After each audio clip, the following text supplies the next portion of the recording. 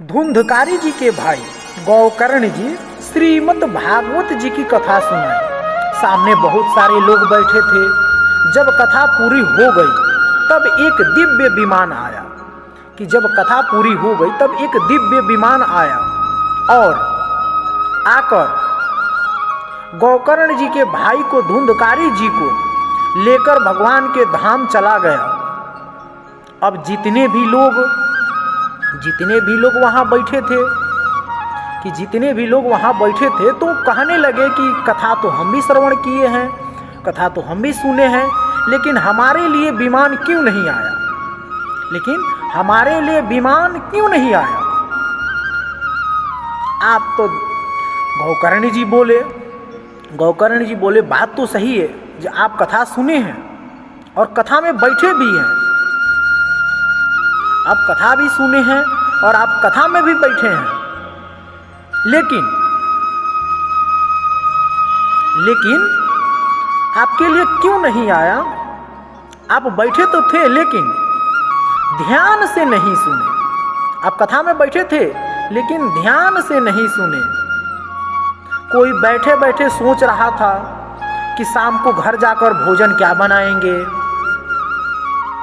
कोई बैठे बैठे सोच रहा था कि शाम को घर जाके भोजन क्या बनाएंगे। बहुत ज़्यादा ठंड लग रहा है, बहुत ज़्यादा जड़वा रहा है, कब तक महाराज जी कथा बंद करेंगे। तो आप लोगों के लिए आप कथा तो सुने लेकिन ध्यान से नहीं सुने, इसीलिए विमान नहीं आया। लोगों ने कहा हमको भी मोक्ष पाना है। आप फिर से कहिए कथा भइल, फिर से कथा भइल। जब सभी लोगों के कहने पर जो है सो गौकर्ण जी ने फिर से दोबारा कथा को प्रारंभ किया। फिर सबके लिए एक विमान आया, सबके लिए एक एक विमान आया और सब बैठकर गए। फिर सबके लिए जब कथा पूर्ण हुई तो फिर सबके लिए विमान आया और सब बैठ कर गए उस पर।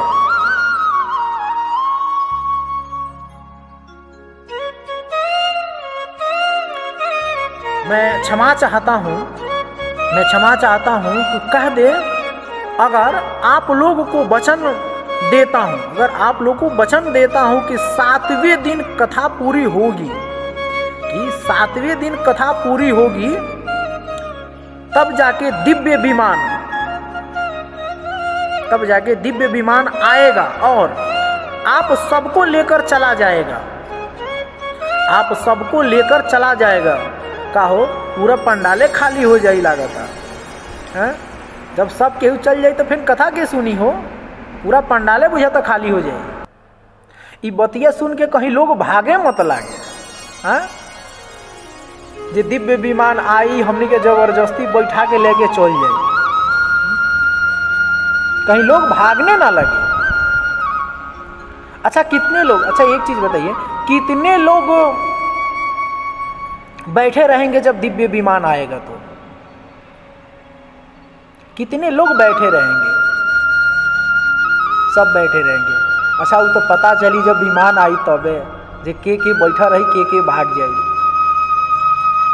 सबके पकड़ के बैठा के लेके जाई हैं जब दिव्य विमान आई। तो गोस्वामी जी कहते हैं जीवन में 2 वस्तु, गोस्वामी जी लिखते हैं और कहते हैं जीवन में 2 वस्तु यदि आप चाहें तो, जीवन में सिर्फ 2 वस्तु यदि आप चाहें तो, श्री रामचरितमानस में सिर्फ 2 वस्तु यदि आप चाहें। रघुनाथ जी के चरणों में यदि रति चाहते हैं, रघुनाथ जी के चरणों में यदि आप रहना चाहते हैं, अथवा मोक्ष गति को चाहते हैं, तो उसका एकमात्र उपाय है भाव से कथा को श्रवण करिए, कपट से नहीं। कपट से पान करने से केवल सुन सकते हैं, मोक्ष को प्राप्ति नहीं हो सकती। आप विमान पर बैठ के नहीं जा सकते। इसलिए कथा को सुनिए और श्रद्धा से सुनिए, प्रेम भाव से सुनिए, तब जाके मोक्ष की प्राप्ति होगी, तब जाके मोक्ष की प्राप्ति होगी। यदि हम और आप भगवान के साथ केवल रघुनाथ जी की कथा श्रवण करने लगे, केवल रघुनाथ जी की कथा श्रवण करने लगे,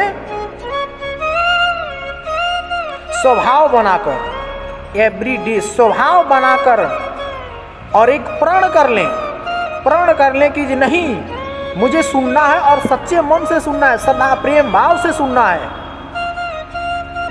तो सारी तकलीफें दूर हो जाएंगी आपकी।